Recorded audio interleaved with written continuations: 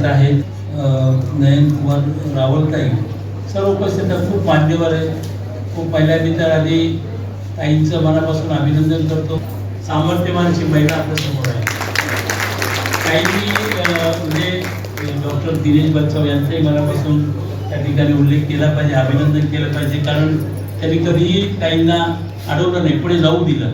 हे सुद्धा त्यासाठी सुद्धा मोठं मन लागतं. त्यामुळे आमचे थोरात साहेब कार्यक्रमाला उपस्थित राहिले. प्रचंड लग्नाचे निमंत्रण त्यांना होते, तरी देखील ते आले. त्याबद्दल खरोखर मी त्यांना खूप खूप धन्यवाद देते. मला संपूर्णपणे म्हणजे मी नाशिक महानगरपालिकेमध्ये नगरसेविका होती, तेव्हापासून आत्तापर्यंत त्यांचं मला प्रचंड सहकार्य हे नेहमीच लाभतं आहे.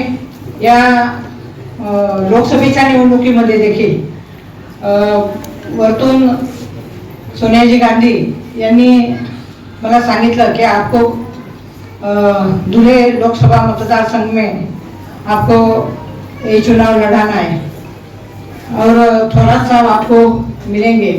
मी नाही म्हणत असताना सुद्धा साहेबांनी सांगितलं की वरतून आदेश येत आहे आणि तुम्ही ही निवडणूक लढा.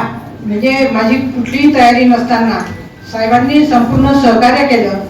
संपूर्ण त्यांची खूप आनंद या ठिकाणी होतो आहे.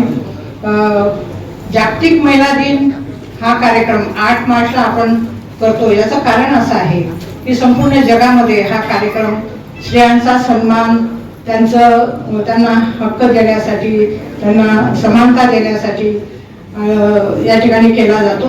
आणि जगभर विविध उपक्रम, विविध कार्यक्रम महिलांच्या संदर्भामध्ये हे केले जातात. 8 मार्च 1908ला अमेरिकेमध्ये न्यूयॉर्क येथे कापड गिरणीमध्ये काम करणाऱ्या साधारणतः 1500 महिला यांनी त्या ठिकाणी त्या रस्त्यावर आल्या. त्यांनी संप पुकारला की त्यांना कामाचे तास जास्त होते, त्या मानाने मोबदला कमी होता, मतदानाचा अधिकार नव्हता. त्याच्यासाठी त्यांनी त्या ठिकाणी आंदोलन केलं. त्यानंतर 2 वर्षांनी 1910ला क्लारा झेटकिन या समाजवादी कार्यकर्त्या होत्या.